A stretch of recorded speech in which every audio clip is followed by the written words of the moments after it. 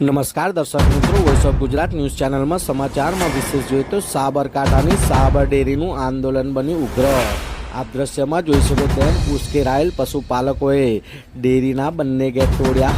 પશુપાલકોએ કર્યો ભારે પથ્થરમારો, ત્યારે આ લોકોના ટોળાને કવર કરવા માટે પોલીસે ટીયર ગેસના છોડ્યા સેલ।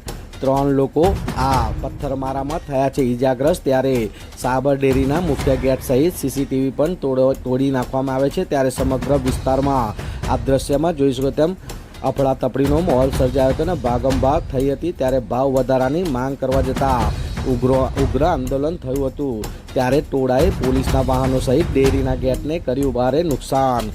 હવે તંત્ર દ્વારા આનું કોઈ નિરાકરણ લાવવામાં આવે છે કે કેમ, એ તો જોવાનું જ રહ્યું।